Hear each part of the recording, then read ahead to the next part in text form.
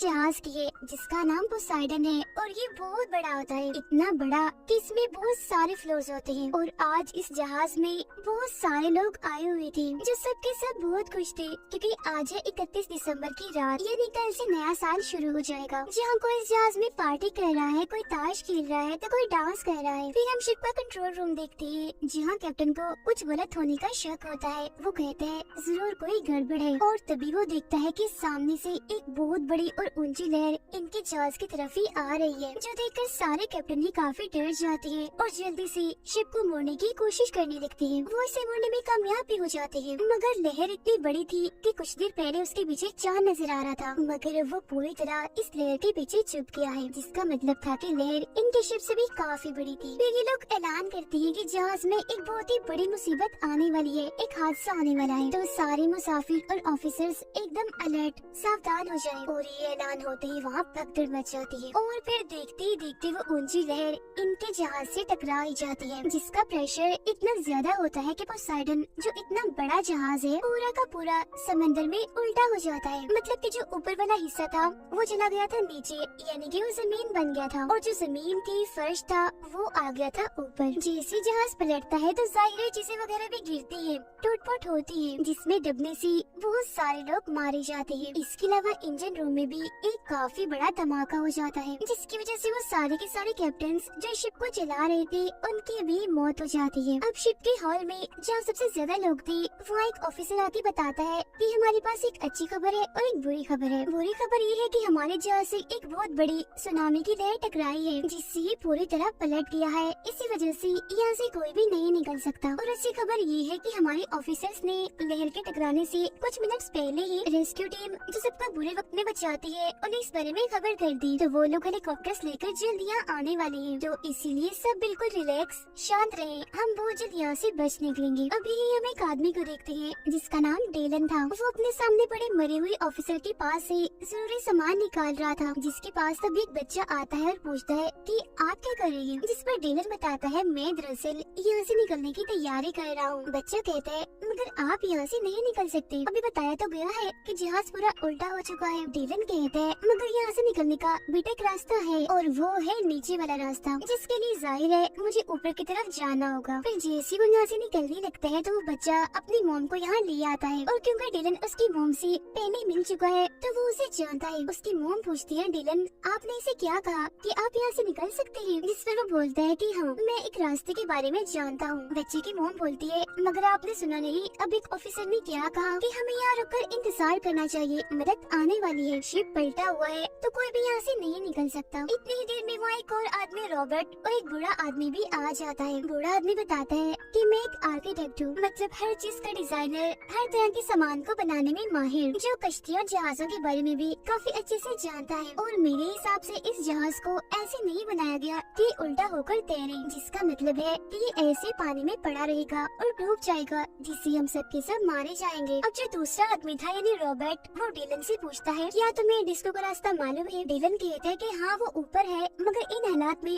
तुम डिस्को क्यों जाना चाहते हो? तुम्हारा क्या डांस करने का दिल कर रहा है? रॉबर्ट कहता है नहीं, वहाँ मेरी बेटी फंसी हुई है, मैं भी तुम्हारे साथ जाना चाहता हूँ, मगर पहले मैं अपनी बेटी को बचाऊंगा और फिर उसे लेकर हम यहाँ से चलेंगे। डेलन कहता है कि नहीं ऐसा नहीं हो सकता क्योंकि मैं अपने काम अकेला ही करता हूँ। तब रॉबर्ट उससे पूछता है अच्छा चलो ये बताओ कि सबसे शॉर्टकट मतलब कि ऊपर जाने का छोटा रास्ता कौन सा है? जिस पर वो कहता है जैसे मुझे पता चलेगा बता दूंगा। जिससे ये बात तो साबित हो गई कि डेलन यहाँ से निकलना तो चाहता है मगर रास्ते उसे खुद भी नहीं पता। तभी रॉबर्ट शिप के एक आदमी को बुलाकर उससे पूछता है अच्छा यहाँ से ऊपर जाने का सबसे छोटा रास्ता कौन सा है? जिस पर वो आदमी इशारों से उन्हें रास्ता समझाने लगता है। रॉबर्ट उससे कहता है जितना तुम एक साल में कमाते हो उससे दुगने पैसे दूंगा मैं तुम्हें, बस तुम खुद हमें वहाँ तक ले जाओ। जिस पर वो आदमी राजी हो जाता है, यानी कि अब वो भी रॉबर्ट के साथ जाएगा। ऐसा होने के बाद रॉबर्ट डेलन से कहते हैं सुनो मेरी बात, अगर तुम्हारे पास प्लान है तो हमारे पास गाइड है जो हमें हर जगह के बारे में बताएगा, तो इसीलिए अगर हम सब एक साथ जाएंगे तो हमारी जान बच सकती है। अलग अलग अगर हम गए तो हो सकता है हम मर जाए, जिसके लिए अब आखिरकार डेलन मान जाता है। जिसके बाद ये सारे लोग मिलकर जहाज के नीचे वाले हिस्से की तरफ जाने के लिए निकल पड़ते हैं। हम जानते हैं कि जहाज का वो निचला हिस्सा ऊपर की तरफ है, इसीलिए ये लोग वहीं जा रहे थे और वहाँ जाकर ये उस रास्ते से निकलने वाले थे जहाँ पर बड़े बड़े पंखे होते हैं जो शिप को चलाकर आगे की तरफ ले जाते हैं। फिर जब ये लोग उस होल से निकल रही थी तो वहाँ के सारे दरवाजों को बंद कर दिया जाता है ताकि पानी अंदर न आ सके। हालांकि उधर पहले से काफी सारा पानी मौजूद था, मगर वहाँ के खिड़कियाँ दरवाजे इतने मजबूत थे कि मजीद और पानी अंदर नहीं आ सकता था। ये लोग लगातार आगे बढ़ रहे थे ताकि कैसे भी करके जहाज के नीचे वाले हिस्से में पहुंच जाए और यहाँ से निकल सके ताकि इनकी जान बच जाए। मगर थोड़ी सी आगे जाने के बाद इनका सारा रास्ता बंद हो जाता है क्योंकि आगे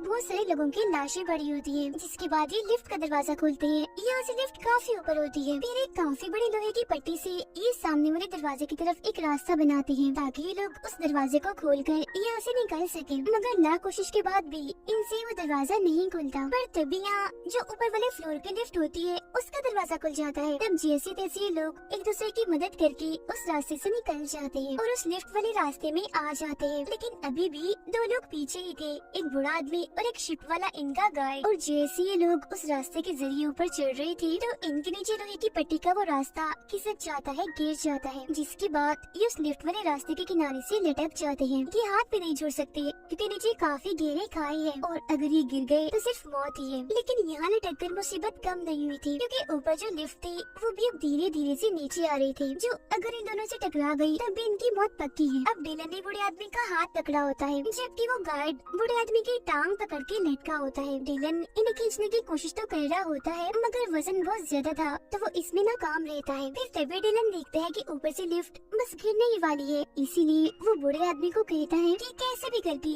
उस गाइड को नीचे गिरा दो, उसे छोड़ दो वरना तुम भी मारे जाओगे। तब बूढ़ा आदमी ना चाहकर भी टांग मारकर उसे नीचे की तरफ गिरा देता है जिससे उस गाइड की मौत हो जाती है। फिर अब जैसे डिलन बूढ़े आदमी को खींचता है तो लिफ्ट जोर से जाके नीचे गिरती है जिससे वहाँ एक काफी बड़ा धमाका हो जाता है और हर तरफ आग फैल जाती है। इसीलिए डिलन और रॉबर्ट जल्दी से अपने लिफ्ट का दरवाजा बंद कर लेते हैं और अब इनमें से एक आदमी मारा गया। अब ये बचते हैं 5 लोग, जिसके बाद दोबारा से ये आगे बढ़ने लगते हैं। थोड़ी दूर जाने पर इन्हें डिस्को एरिया मिल जाता है जहाँ ये रॉबर्ट की बेटी, उसकी बेटी का दोस्त, इसके अलावा 2 और लोग मिल जाते हैं, यानी कि टोटल 4 लोग इन्हें मिले थे, जिसका मतलब अब ये 9 है। और अब इन्हें जल्द से जल्द कैसे भी करके शिप के ऊपर वाले हिस्से तक पहुंचना ही पड़ेगा क्योंकि ये शिप डूबने वाली है। अब जब ये लोग आगे बढ़ रहे थे तो रास्ता एक बार फिर बंद हो जाता है और अगर ये लोग दूसरी तरफ जाना चाहते हैं तो वहाँ लोहे की एक काफी बड़ी रेलिंग टूट के गिरी हुई थी जिसके जरिए ये दूसरी तरफ जा सकती थी। तब डिलन उनसे पूछता है कि यहाँ से निकलने का किसी को कोई और रास्ता पता है। अब यहाँ एक लड़की जो काफी दिनों से इस शिप में छुप कर रह रही थी क्योंकि उसके पास टिकट नहीं थी, तो वो इन्हें बताती है कि मैं काफी दिन से इस शिप में रह रही हूँ, मुझे यहाँ के हर जगह के बारे में पता है, इसके अलावा यहाँ से निकलने का और कोई रास्ता नहीं है। जिसके बाद अब ये लोग एक एक करके उस रेलिंग पर से चढ़कर यहाँ से निकलना शुरू करते हैं, जहाँ फिर 5 लोग जैसी तैसी करके दूसरी तरफ पहुँच जाते हैं। फिर तभी रॉबर्ट अपनी बेटी को कहता है कि अब तुम आ जाओ बेटा दूसरी तरफ जाने के लिए। मगर तभी इधर एक शराबी आ जाता है जो इन्हें डिस्को में मिला था। वो कहता है पहले मैं जाऊंगा और फिर जैसे वो जाने लगता है बीच में होता है तो तभी ऊपर से इंजन का एक बहुत बड़ा हिस्सा उसके ऊपर आके गिरता है, जिस वजह से वो शराबी भी और रेलिंग भी टूटकर उसके साथ ही नीचे चली जाती है। अब इंजन के उस हिस्से के साथ वहाँ पानी में बहुत सारा तेल भी गिर जाता है। चिंगारियाँ तो पहले ही वहाँ गिर रही थी तो इसी वजह से वहाँ आग लग जाती है पानी में। और वो शराबी मर गया था इसलिए अब ये 8 रह गए थे, लेकिन सिर्फ 5 लोग ही दूसरी तरफ गए थे जहाँ इन्हें जाना था, जबकि रॉबर्ट, उसकी बेटे और डिलन अभी भी वहीं पीछे ही फंसे हुए थे। नीचे पानी में आग लगी हुई थी, कोई भी रास्ता नहीं था जिससे वो उस पार जा सके क्योंकि इंजन गिरने से रेलिंग भी टूट चुकी थी। तभी डिलन एक पाइप के साथ रस्सी बांधता है और पानी में घुस जाता है क्योंकि वो जानता है कि आगे नीचे पानी है जहाँ आग उसे छू भी नहीं सकती, इसीलिए वो नीचे ही तैरते हुए दूसरी तरफ पहुँच जाता है। वहाँ वो रस्सी का दूसरा सिरा पाइप के साथ बांध देता है जिससे लटक कर रॉबर्ट और उसकी बेटी भी इस तरफ आ जाते हैं, जिससे अभी 8 के 8 बज जाते हैं और दोबारा से ऊपर की तरफ जाने लगते हैं। अब डिलन को सब कुछ इसलिए भी पता था क्योंकि एक वक्त ऐसा था जब वो नेवी में काम करता था। अब हालांकि उसने नेवी छोड़ दी थी मगर शिप के बारे में अभी भी उसे काफी जानकारी थी। अब हॉल का सीन दिखाया जाता है जहाँ सारे लोग इस इंतजार में थे कि कोई मदद आएगी। वो सबके सब काफी घबराने लगते हैं क्योंकि पानी के प्रेशर से वहाँ के मजबूत शीशे भी टूट रहे थे और फिर जैसे शीशे टूटते हैं एक प्रेशर के साथ बहुत सारा पानी अंदर आ जाता है जिसमें वो सबके सब डूबकर मारे जाते हैं। वो बेचारे अपने आखिरी वक्त में चिल्लाने के अलावा और कुछ भी नहीं कर सकते थे। उनकी चीखें वो 8 लोग भी सुन लेते हैं और समझ जाते हैं कि बेचारे सब मारे गए। लेकिन इस वक्त जहाँ ये लोग थे वहाँ पर भी पानी भरना शुरू हो जाता है मगर यहाँ से निकलने का अब कोई भी रास्ता नहीं होता। फिर तभी ये एक छोटी सी वेंटिलेशन खोलते हैं जो एक छोटा सा रास्ता था और कहते हैं कि बस यहीं से निकला जा सकता है। लेकिन क्योंकि वो जगह तंग थी तो एक वक्त में एक ही आदमी जा सकता था, तो इसलिए लोग एक के बाद एक करके आगे की तरफ जाने लगते हैं। सबसे ऊपर रॉबर्ट होता है और सबसे नीचे डिलन। जैसे लोग आगे बढ़ रहे थे तो देखते हैं कि नीचे से पानी आना शुरू हो गया है, जिससे अब उस वेंटिलेशन में भी पानी आने लगता है। फिर जैसे ये लोग वेंटिलेशन के आखिर में पहुँचते हैं तो देखते हैं कि वहाँ एक जाली लगी हुई है, जिसे रॉबर्ट खोलने की बहुत कोशिश करता है मगर नहीं खोल पाता क्योंकि उस पर पेच लगे हुए थे और तो और उसका हाथ भी वहाँ से बाहर नहीं जा रहा होता। इसीलिए उस औरत के बच्चे को कहता है तुम ऊपर आ जाओ बेटा, जल्दी करो। फिर अगले ही पल वो बच्चे को अपने पास ऊपर बुला लेता है और सबसे पूछता है कि किसी के पास कोई सिक्का या नोक वाली लोहे की कोई ऐसी चीज है जिससे हम पेच खोल सकते हैं। जिस पर वो लड़की जो इनके साथ थी, इन जो बगैर टिकट के रह रही थी, अपने गले से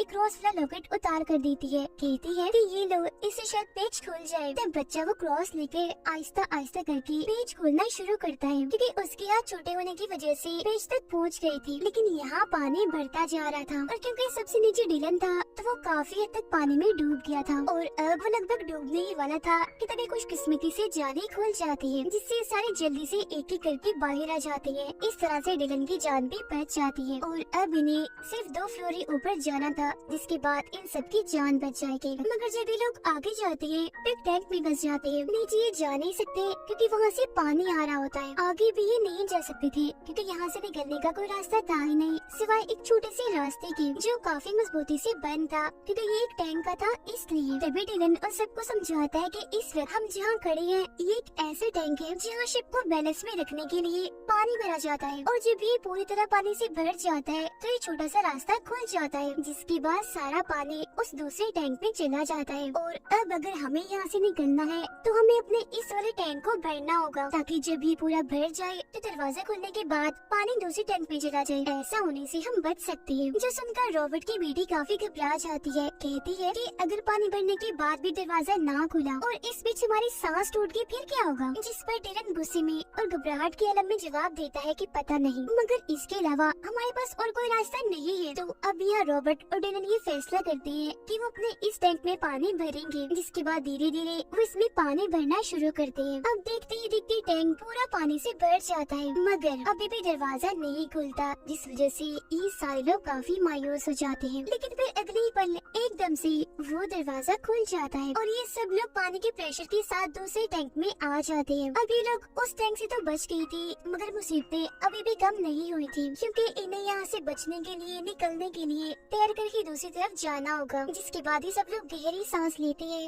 और दूसरी तरफ जाने की कोशिश करते हैं। यहाँ सबसे आखिर में वो लड़की थी जो काफी वक्त से इस शिप में छुपकर रह रही थी। जब वो आगे बढ़ रही थी तो तभी उसके कपड़े एक तार में अटक जाते हैं, जिससे वो वहीं फंस जाती है। हालांकि वो बूढ़ा आदमी उसे बचाकर ऊपर तो ले आता है, मगर तब तक उसकी सांसें टूट चुकी होती है, मतलब कि वो मर गई होती है। जिसके बाद अब ये बचते हैं 7 लोग और फिर से आगे बढ़ना शुरू हो जाते हैं। अब ये लोग उस फ्लोर पर पहुंच जाते हैं जहाँ बड़े बड़े पंखे हैं, इन्हें जहाँ से इन्हें निकलना है। मगर इधर आते ही वो देखते हैं कि यहाँ भी बहुत सारा पानी भरा हुआ है। पानी का प्रेशर बढ़ता ही जा रहा है, जिस पर लाशें तैर रही थी। ये देखकर डिलन काफी मायूस हो जाता है। तब उसका ऐसा चेहरा देखकर बच्चे की मॉम पूछती है, क्या हुआ डिलन, तुम निराश क्यों हो गई? जिस पर डिलन कहता है कि जहाँ से हमें निकलना था वो हिस्सा तो पानी में डूबा हुआ है, तो वहाँ तक पहुँच भी नहीं सकती क्योंकि वो बहुत दूर है और मजीद पानी बढ़ता ही जा रहा है। जो सुनकर रॉबर्ट कहता है, तो फिर हमें किसी ऊंची जगह पर जाना चाहिए, मगर अफसोस यहाँ से निकलने का और कोई रास्ता नहीं होता। जिस पर दुखी होते हुए रॉबर्ट डिलन से कहता है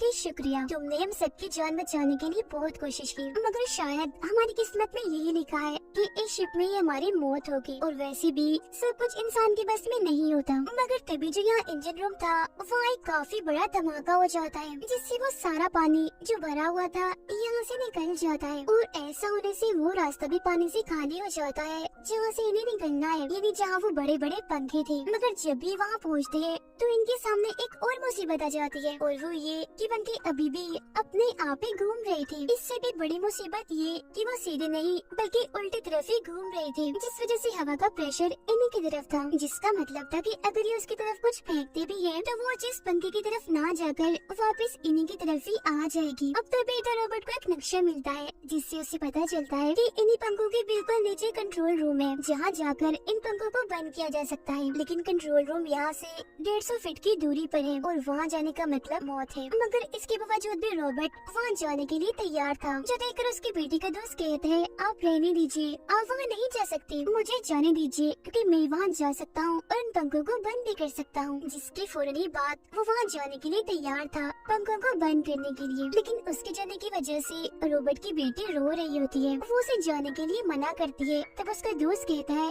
जाना जरूरी है, किसी को तो जाना ही होगा। और अब अपनी बेटी को रोता हुआ देखकर रॉबर्ट खुद पानी में कूद जाता है और कंट्रोल रूम की तरफ बढ़ने लगता है। तभी हम देखते हैं कि डिलन यहाँ पर नहीं है, क्योंकि वो छोटा बच्चा पानी में बह गया था, जिसे डिलन और उसकी मॉम ढूंढ रही थी। बच्चा उन्हें बहुत जल्द मिल जाता है, जिसे डिलन बचा भी लेता है, जिसके बाद वो वापस उसी जगह पर आ जाते हैं जहाँ बाकी लोग थे। लेकिन मुसीबत यहाँ भी पानी बढ़ता ही जा रहा था, और अगर इन्होंने पंखों को बंद नहीं किया, यहाँ से ना निकले, तो ये भी डूबकर मारे जाएंगे। उधर रॉबर्ट कंट्रोल रूम में पहुंचकर पंखों को बंद करने की कोशिश कर रहा होता है, लेकिन वो देखता है कि जिस बटन से पंखे बंद होने थे वो खराब हो गया है, और साथ ही रॉबर्ट की सांसें भी टूट रही होती हैं, जिस वजह से वो बेचारा तड़प रहा होता है। वो मरने ही वाला था कि तभी वो उस बटन को देख लेता है, जिससे पंखों को रिवर्स किया जाता है, यानी पंखों के घूमने और चलने के रुख को बदला जा सकता है। और मरने से चंद सेकंड पहले ही वो उस बटन को दबा देता है, जिसके बाद वो बेचारा मर जाता है। जिसका मतलब था कि रॉबर्ट ने उन सब की जान बचाने के लिए अपनी जान दे दी। ऊपर डिलन देखता है कि पंखे